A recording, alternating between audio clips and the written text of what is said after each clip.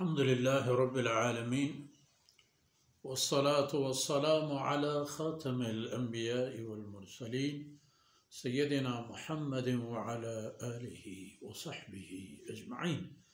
أعوذ بالله من الشيطان الرجيم. يوم يكشف عن ساق ويدعون إلى السجود فلا يستطيعون خاشعة أبصارهم ترهقهم ذلة وقد كانوا يدعون إلى السجود وهم سالمون.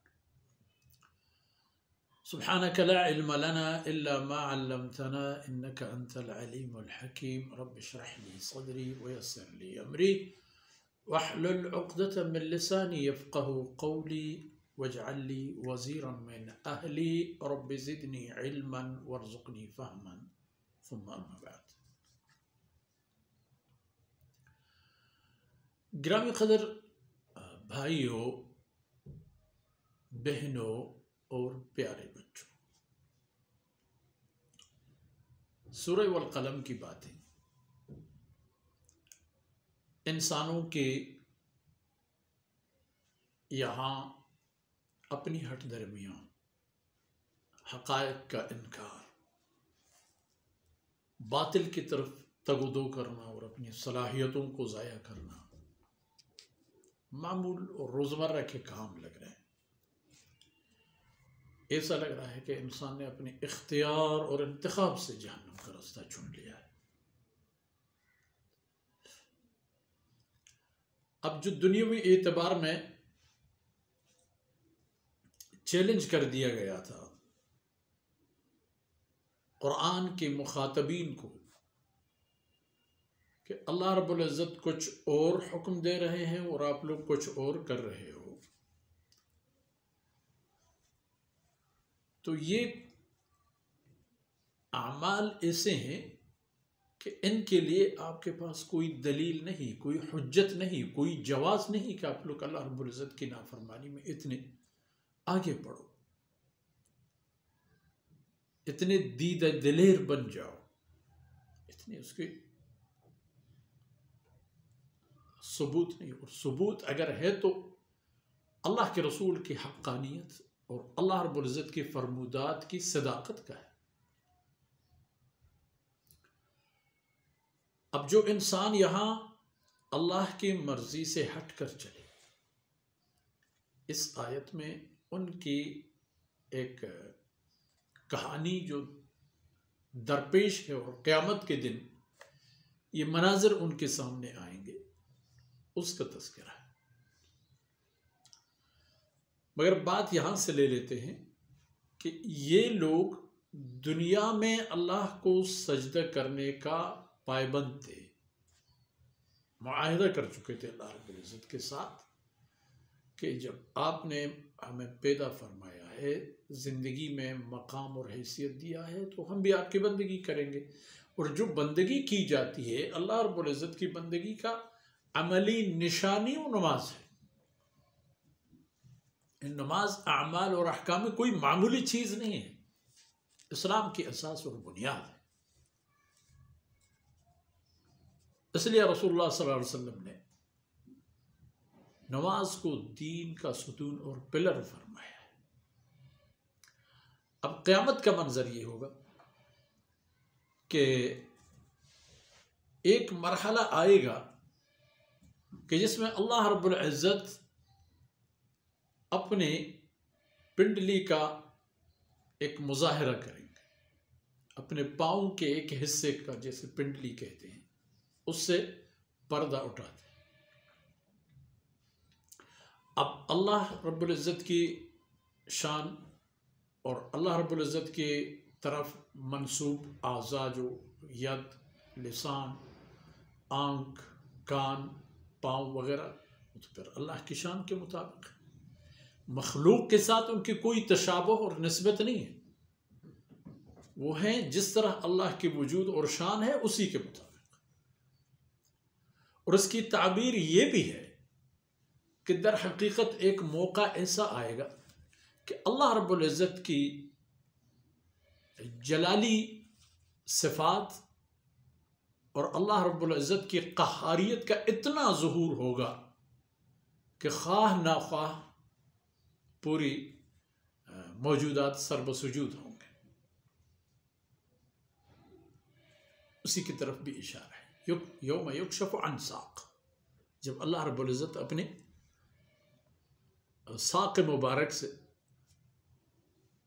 تھوڑا سا ظہور فرمائیں گے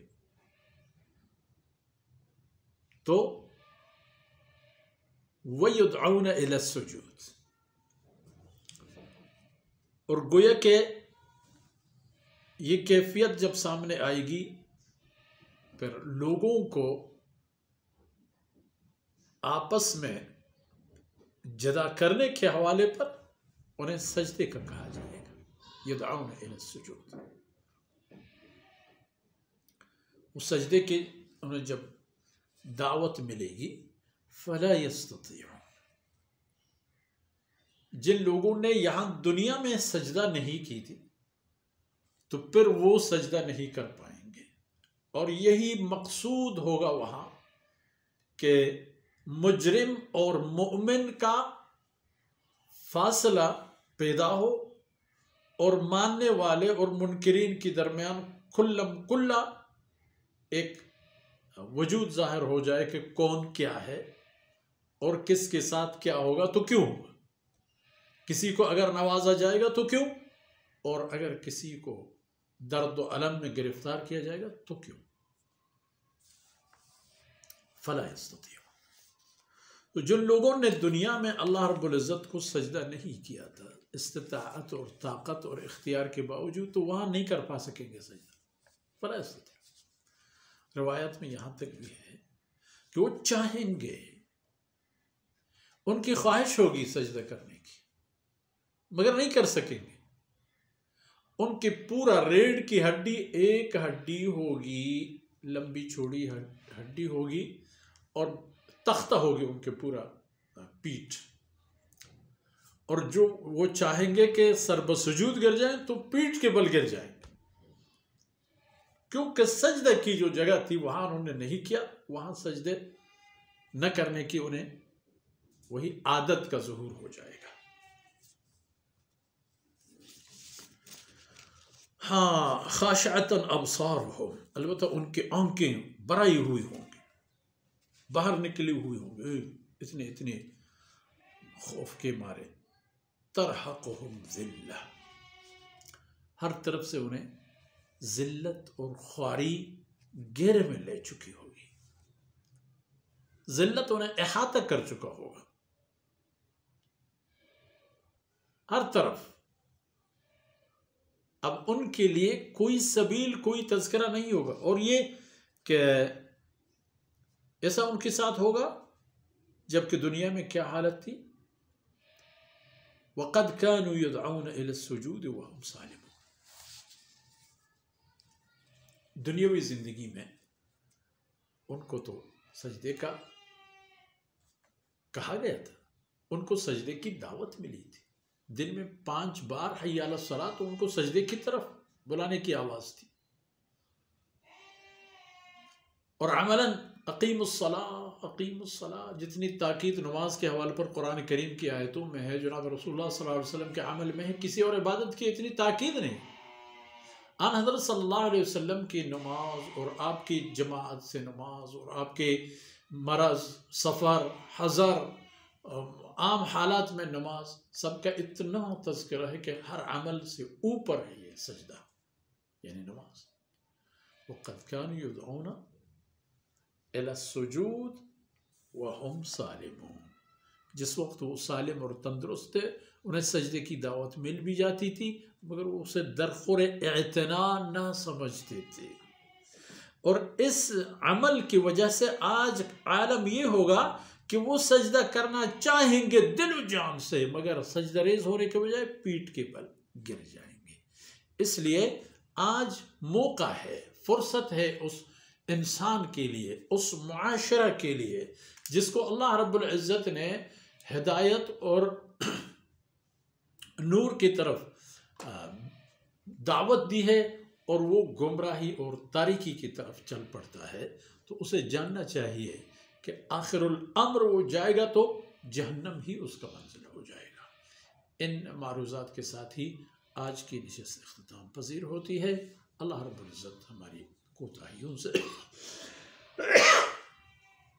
درگزر فرمائے اور یہ لمحات ہمارے اور آپ کی دنیا اور آخرت کی خیر کے سبب بن جائے۔ وصلی اللہ علی نبینا محمد وعلی آلہ وصحبہ اجمعین۔